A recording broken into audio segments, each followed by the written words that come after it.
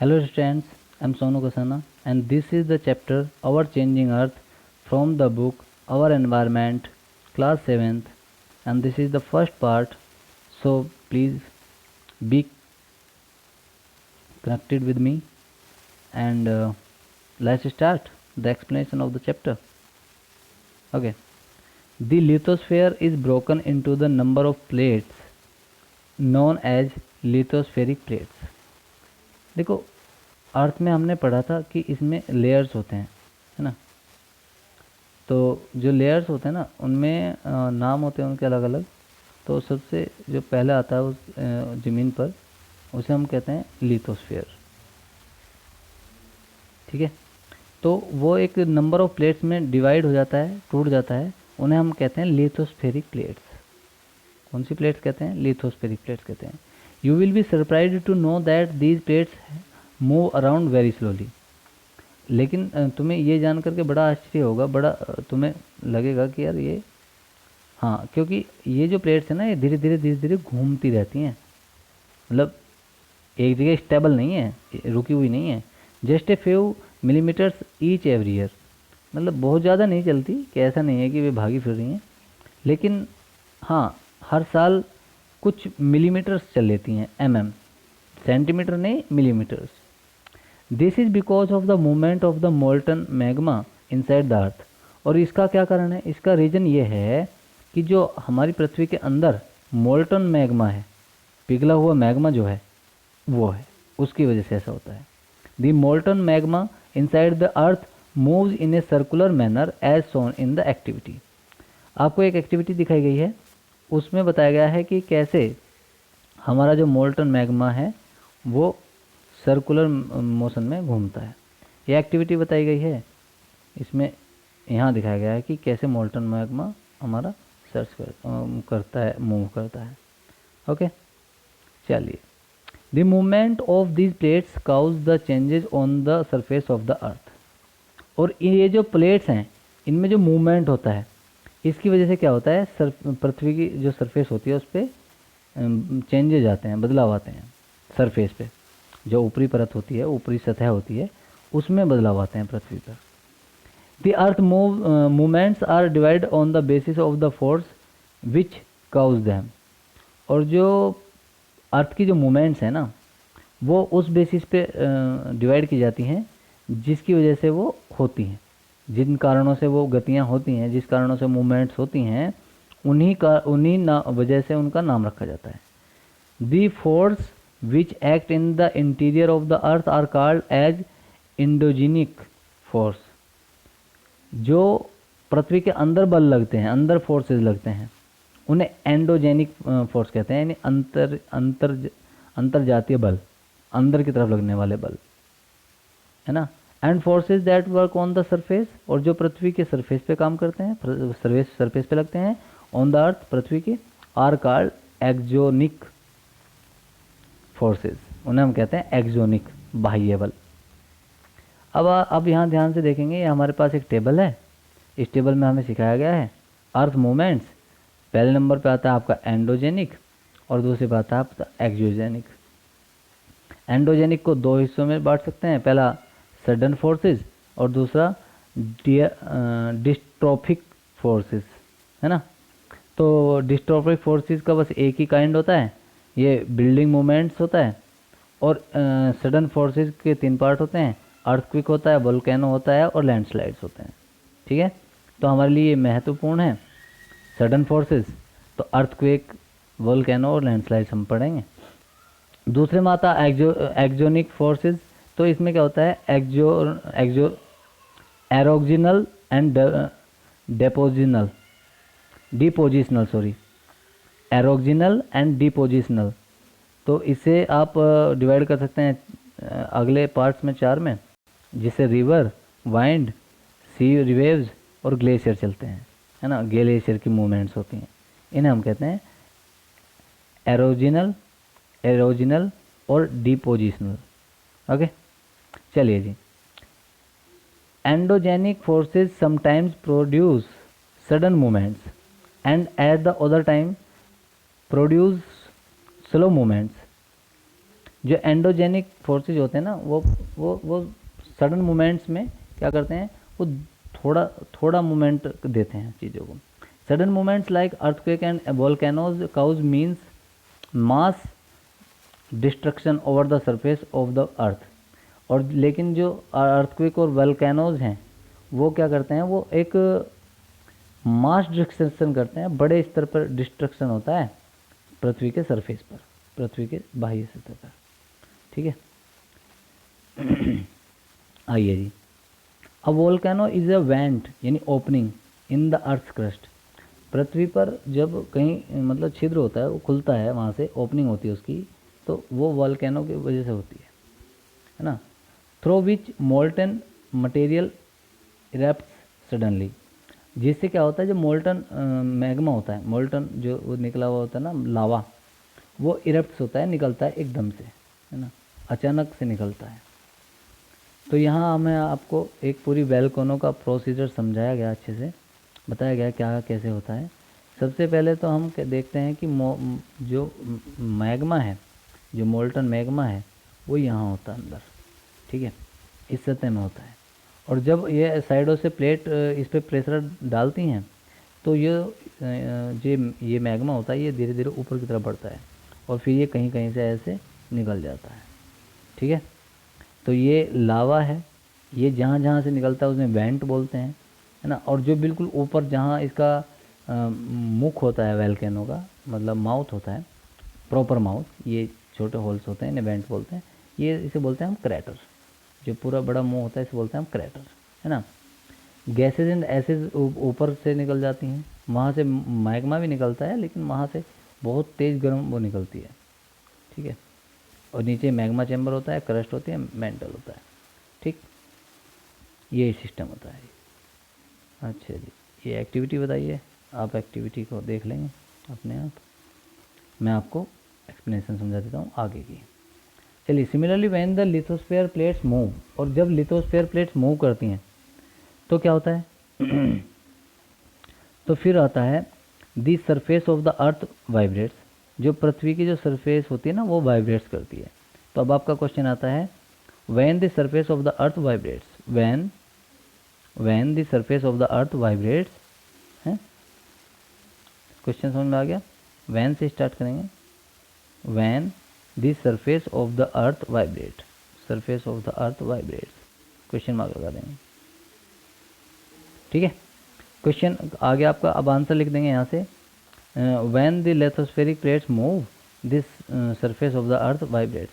ठीक है, व्हेन से, व्हेन का मतलब यहाँ पे जब होता है ना, वहाँ व्हेन का कब होता है, तो when the surface of the earth vibrates और क्वेश्चन मार्क लगा करके आप यहाँ से आंसर लिख लेंगे। आई होप यू समझ गए होंगे, you understand. Let's move on. अब आता है आपका, the vibration can travel all through the earth. और जो वाइब्रेशन है ना, जो कंपन है, वो पूरी पृथ्वी के से होकर के निकल सकता है, ऐसा कंपन होता है। These vibrations are called earthquakes, और इन्हीं वाइब्रेशंस को हम क्या कहते हैं, अर्थक्विक्स कहते हैं, भूकंप कहते हैं, पृथ्वी का हिलना कहते हैं, पृथ्वी को भूचाल कहते हैं। समझ रहे हो। नेक्स्ट आता है, the place in the crust were the moment starts in is called focus. और जो क्रस्ट में जो मूवमेंट होती है, मूवमेंट स्टार्ट होती है, उसे हम फोकस कहते हैं। The place on the surface above the focus is called epicentre. और जहाँ से वो स्टार्ट होता है ना अर्थ, वहाँ जहाँ वो उस फोकस के बिल्कुल ऊपर की पृथ्वी जो होती है, जहाँ जहाँ वो स्टार्ट हुआ था फोकस बनना, है ना, तो उसके ऊपर बिल्कुल उसे हम कहते हैं एपिसेंटर, है ना, epicentre of the earthquake. Clear. फिर आता है आपका, vibration travel outwards from the epicentre as waves. और जो वाइब्रेशंस होती हैं ना, वो कैसे यात्रा करती हैं, outwards from the epicentre, epicentre से बाहर की तरफ, एज वेव्स। ठीक है, एपिसेंटर से बाहर की तरफ कैसे करती हैं, एज वेव्स, है ना, तरंगों के रूप में। Greatest damage is usually closest. जो ग्रेटेस्ट डैमेज होता है usually closest to the epicentre, वो सबसे ज़्यादा एपिसेंटर के आसपास ही होता है, जहाँ मतलब उसका केंद्र होगा ना भूकंप का, वहाँ ज़्यादा डैमेज होगा, ज़्यादा नुकसान होगा। And the strength of the earthquake decreases away from the centre. और जो स्ट्रेंथ है, मजबूती है, वो अर्थक्वेक की जो है ना डिक्रीज होती है, डिक्रीज मतलब घटती है ना, जैसे जैसे वो सेंटर से दूर जाता है। जैसे जैसे सेंटर के दूर जाएगा, आप ना कभी जैसे पानी में आपने कोई कंकड़ डाला, तो आप देखेंगे जहाँ कंकड़ डालते हैं वहाँ मतलब थोड़ा गहराई तक ऐसे एक लेयर बनती है पानी की थोड़ी दूर तक, फिर वो लेयर धीरे धीरे धीरे छोटी होती हो जाती है और आखिर में आकर के वो बिल्कुल वेव बन जाती है और थोड़ी सी दूर ख़त्म हो जाती है। जितना छोटा कंकड़ होता है उसी हिसाब से उतनी दूर तक वेव बनती है। ठीक है, हाँ। तो सेम उसी तरह से आप कंकड़ जहाँ गिरता है वहीं उसे, उस जगह को आप एपिसेंटर समझ सकते हैं, और जैसे धीरे धीरे उसकी वेव्स जाती हैं, इसी तरह से हमारी अर्थक्वेक की वेव्स चलती हैं, तो उसी तरह से उनकी स्ट्रेंथ कम होती जाती है धीरे धीरे। ओके, चलिए अब आगे चलते हैं, आगे बढ़ जाते हैं। चलिए थोड़ी एक्टिविटी है, इन्हें भी देख लेते हैं हम क्या बताया इसने एक्टिविटी में। टेक ए कंटेनर, एक कंटेनर लो, फिल इट विद वाटर, पानी से भरो, and close it with a lid, और इसे ढक्कन से बंद कर दो। Put the water to boil, पानी को गर्म होने के लिए रख दो। नाउ पुट सम पीज, कुछ पी रख लो, पी तो तुम्हें पता ही है, मटर। स्पून, चम्मच, एंड ब्रेड, और रोटियां, on top on the lid के ऊपर। वाट डू यू नोटिस, तुम क्या देखते हो? एज द वाटर बॉइल्स, जैसे जैसे पानी गर्म होता है, उबलता है, द लिड बिगिन्स टू सेक, जो लिड है ना, ढक्कन, वो सेक करना शुरू कर देता है। सेक मीन्स बोले तो हिलना। The things which you have put on the lid, और चीज़ जो तुमने उस ढक्कन पे रखी हुई हैं, आल्सो वाइब्रेट्स, वो भी वाइब्रेट्स होती हैं, है ना। अंदर फोर्स लगेगा, बाहर अगर जगह नहीं मिलेगी निकलने की, ऊपर से उसके ऊपर कुछ रखा हुआ है, तो वो वाइब्रेट्स होना शुरू हो जाएंगे, और एक टाइम ऐसा आएगा कि वो उन्हें हिला देगा। दी ब्रेड रोल डाउन, जो ब्रेड है वो नीचे गिर जाती हैं। द स्पून वाइब्रेट्स, अब स्पून वाइब्रेट होती रहती है। टू मेक ए साउंड, आवाज़ करती रहती है। इन द सेम मैनर, उसी तरह से, the earth vibrates when an earthquake occurs, जो पृथ्वी है ना, वो भी इसी तरह से क्या करती है, वाइब्रेट करती है, हिलती है जब कोई अर्थक्वेक होता है। There are 3 types of earthquake waves, 3 तरह के अर्थक्वेक वेव्स होती हैं। भूकंप की जो वे होती हैं वो 3 तरह की होती हैं। पहला पी वेव्स, और जिन्हें हम बोलते हैं लॉन्गिट्यूडनल वेव्स। दूसरा एस वेव्स, उन्हें हम बोलते हैं ट्रांसवर्स वेव्स। और तीसरी होती हैं एल वेव्स, जिन्हें हम बोलते हैं surface waves. Try to find out the properties of these waves from an encyclopaedia, जो आपकी सर्च करते हैं ना गूगल पे, तो जो स्टार्टिंग में आता है वो विकीपीडिया या एनसाइक्लोपीडिया, 2 चीज़ों से खुलती हैं चीज़ें। वहाँ से आप जब सर्च करेंगे तो आपको इनकी वो मिल जाएंगे, ठीक है, इनकी क्वालिटीज़ मिल जाएंगी। ओके, तो थोड़ा आगे बढ़ जाते हैं।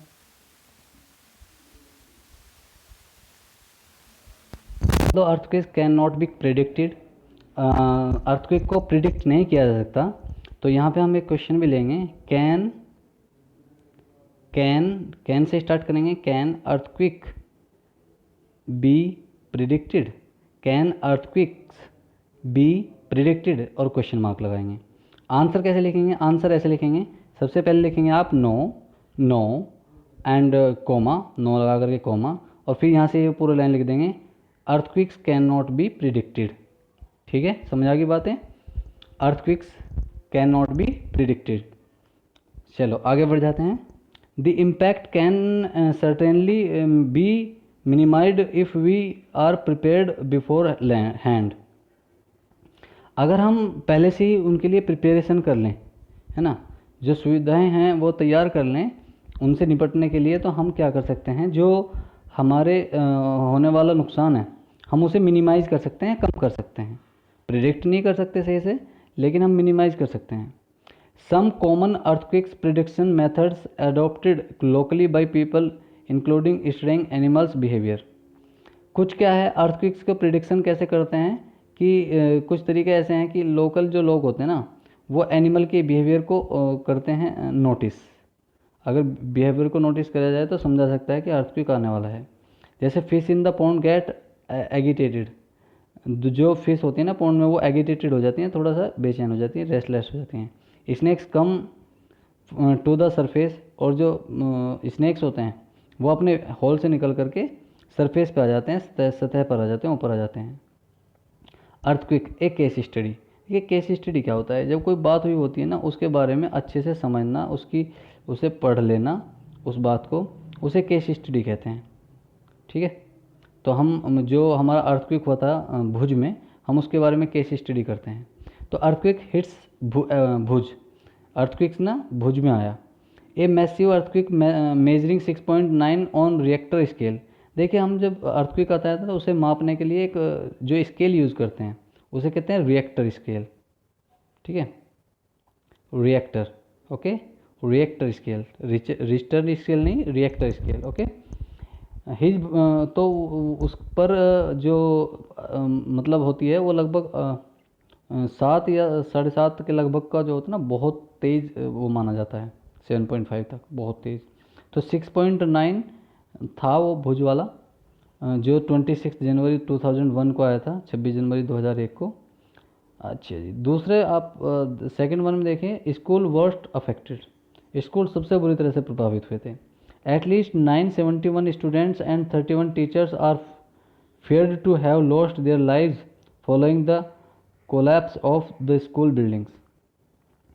तो 1971 स्टूडेंट्स और 31 टीचरों की मतलब संभावना थी कि मतलब वो अपनी ज़िंदगी को खो देंगे जब वो जो बिल्डिंग्स की कोलैप्स हुई, बिल्डिंग जो इकट्ठा हो गई ना, बिल्डिंग मतलब वो गिर गई उसमें, ठीक है। थर्ड वन है भुज रिलीफ एफर्ट ब्लाइटेड, भुज में जो रिलीफ प्रयास हुए रिलीफ के, उसका क्या क्या हुआ।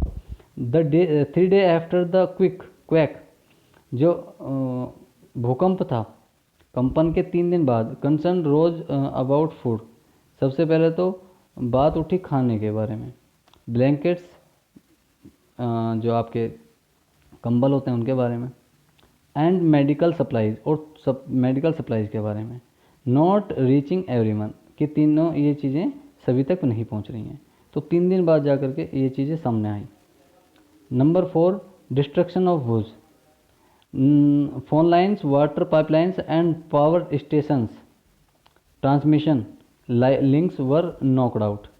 अब क्या क्या प्रॉब्लम हुई कि फ़ोन लाइन जो थी वो कट गए, वाटर पाइप्स टूट गए, और पावर स्टेशंस का कनेक्शन कट हो गया।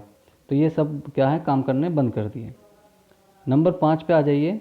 Number 5, fire in the city, शहर में आग लग गई। कैसे, hundreds of fire started as charcoal cooks overturned, है ना। तो जो सोयो जगह शहर में आग लग गई, जैसे चारकोल, जहाँ चारकोल वगैरह थे और वहाँ पर कुछ जलती हुई चीज़ें गिर गई तो उससे आगे लग गई चारकोल वगैरह की वजह से। इमरजेंसी डिक्लेयर्ड इन अर्थ क्विक जोन, तो जहाँ क्विक जोन था वहाँ इमरजेंसी घोषित कर दी गई। The president declare a state of emergency, जो राष्ट्रपति हैं उन्होंने इमरजेंसी घोषित कर दी। Number 7, CM appeal to the centre, और जो हमारे सीएम थे उस समय नरेंद्र मोदी, उन्होंने अपील की सेंटर से, केंद्र सरकार से सहायता के लिए। Gujarat appeals for the finance help, the chief minister of Gujarat has launched an appeal for central to deal with the disaster. इस डिजास्टर से, इस इतनी बड़ी समस्या से जो सीएम थे गुजरात के, उन्होंने सेंटर से हेल्प मांगी, सेंटर को कहा कि भाई प्लीज़ हेल्प अस, ठीक है। Okay students, so enough for today, tomorrow we will move on, tomorrow we will complete this chapter और read the second part, and the video code of this video is